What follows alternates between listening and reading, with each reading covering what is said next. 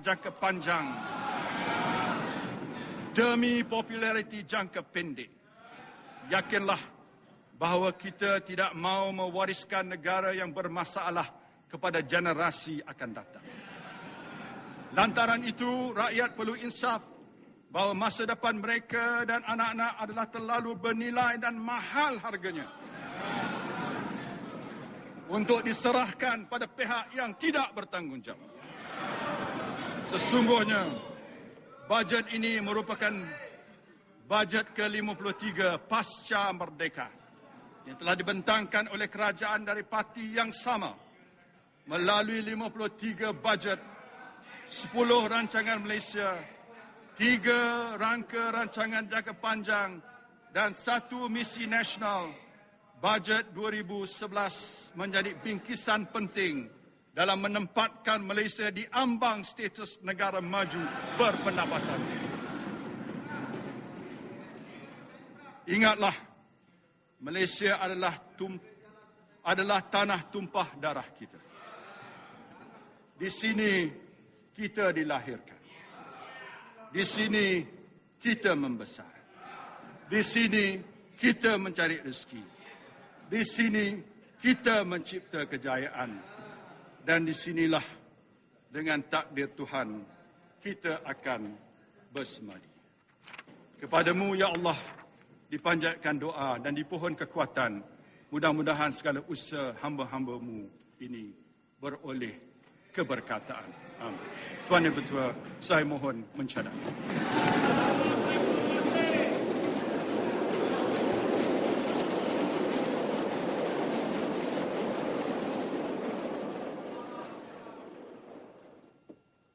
Ya, terima kasih saudara kerana terus bersiaran di TV1. Alhamdulillah kita telah pun mendengar pembentangan bajet 2011 yang dibentangkan oleh Yang Amat Berhormat Perdana Menteri Datuk Seri Muhammad Najib Tun Abdul Razak lebih kurang dalam tempoh 1 jam 41 minit jam di Studio 1 pada ketika ini. Alhamdulillah segalanya telah pun terjawab mengenai segala jangkaan, segala ramalan telah pun diberikan dengan beberapa tumpuan keutamaan yang diberikan dan sempat juga saya mengambil nota mengenai apa yang telah pun disampaikan oleh Yang Amat Berhormat Perdana Menteri sebentar tadi.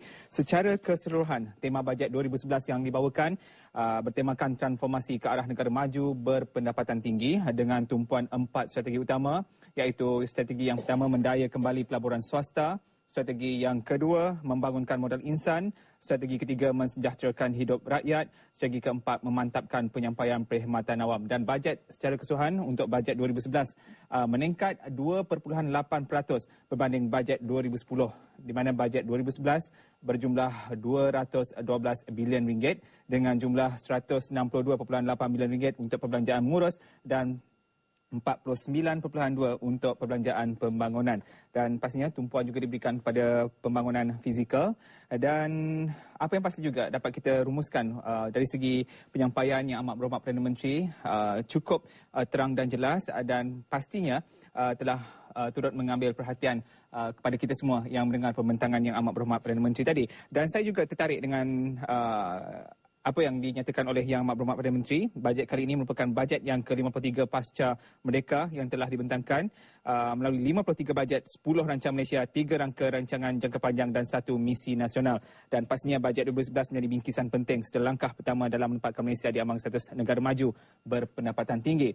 Dan pastinya juga terdapat beberapa perkara yang menarik untuk kita perkatakan. Ada juga ramalan yang telah pun dilontarkan sebelum ini kena pada tempatnya, di mana dalam hal-hal yang berkaitan dengan teknologi hijau, ya, dengan beberapa perkara lain yang saya kira cukup menarik untuk kita bincangkan selanjutnya di Studio 1 pada ketika ini.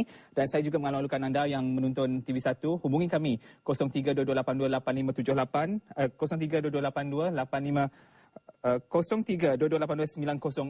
itu nombor telefon Studio 1 untuk kita terus bicara bersama tetamu yang masih lagi sama bersama saya di studio, iaitu Encik K. Sandra Segaran, pengarah eksekutif di firma Deloitte, yang berbahagia Profesor Dr. Muhammad Fauzi Muhammad Jani, Dekan Fakulti Ekonomi dan Perniagaan UKM Bangi, merangkap ahli Majlis Profesor Negara, dan juga yang berbahagia Datuk Muhammad Saleh Abdul Majid, penganalisis ekonomi yang tak asing lagi. Baik, kita nak lihat secara keseluruhan terlebih dahulu. Saya sekali lagi terus kepada Datuk Saleh Majid mengenai pembentangan bajet sebentar tadi, rumusan daripada Datuk? Saya rasa dia memberikan begitu butiran kepada 4 perkara yang disebutkan tadi. Ya. Umpamanya apabila kita bercakap pasal cuba menarik balik minat daripada sektor swasta. Jadi di situ dinyatakan beberapa projek yang telah pun dikenal pasti. Malahan telah pun dijangka akan dilaksanakan. Ya. Dan projek-projek ini seperti MRT 40 bilion ya. Dan juga apa nama ni, pembangunan IMDb itu ya. Sungai Buloh dan sebagainya. Saya rasa itu akan menjana beberapa peratus pertumbuhan kepada KDNK. Mungkin ada kejutan bagi Datuk yang diumumkan sebentar tadi? Yang tak dijangkakan? Saya menjangka ya, kerana kita telah diberi beberapa hint tentang 7 jenis projek yang bakal menyumbang dari segi pendapatan kepada negara. Jadi tidak semestinya satu kejutan. Cuma saya masih lagi berasa agak sangsi sama ada sumbangan daripada sektor swasta kepada projek-projek mega ini yang melibatkan satu jumlah yang besar. Sama ada kita dapat betul-betul menarik minat mereka. Kerana ini melibatkan satu jumlah yang begitu besar.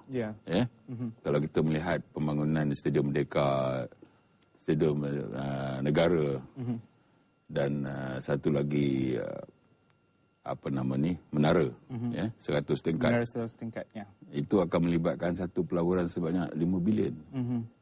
Walau bagaimanapun ada beberapa keputusan seperti membenarkan syarikat berkaitan kerajaan untuk melupuskan pegangan. Ini sudah lama diperkatakan.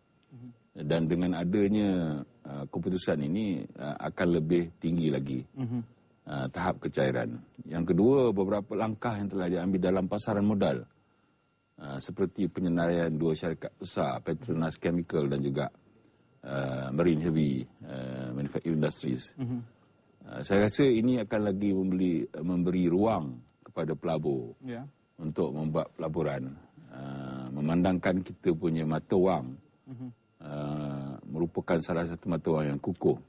Dan ini menjadi satu tarikan kepada pelabur untuk memasuki pelaburan kita. Dan ada beberapa langkah lain yang telah diumumkan seperti memberi lagi 3 lesen syarikat broker kepada sama ada tempatan ataupun luar. Dan saya melihat satu perkara yang menarik, iaitu penubuhan satu international board ataupun papan antarabangsa yang bakal menyenaraikan syarikat asing. Dan ini juga disebut tadi di situ bahawasanya termasuk syarikat-syarikat yang patuh syariah. Saya rasa itu adalah satu-satunya perkara yang menarik dari segi perkembangan pasaran modal. Dari segi RM500 yang diberikan kepada penjawat awam tu, perkara itu telah terjawab lah. Grade 54 ke bawah akan menerima RM500 Disember. Bayaran pada Disember. Baik. Terima kasih Datuk. Itu sepintas lalu sebelum kita bersama dengan Prof dan juga Mr. K. Sandar Segala. Saya juga nak menyatakan bahawa kita juga akan berlintas langsung bersama rakan kita, bersama seorang lagi tetamu kita di Sabah bersama dengan Cik Ting Siu King, pensyarah ekonomi Fakulti Pengurusan Perniagaan UiTM Cawangan Sabah yang telah pun berada di Kota Kinabalu pada ketika ini. Jadi sepintas lalu Cik Ting. Selamat petang. Selamat petang, Cik Ting. Suhaimi. Jadi Cik Ting, secara keseluruhan mungkin boleh berikan sedikit. Selamat petang, Encik Suhaimi. Selamat petang. Terlebih dahulu boleh berikan sepintas lalu mengenai pembintangan bajet yang telah pun disampaikan oleh Yang Amat Berhormat Perdana Menteri sebentar tadi, Cik Ting.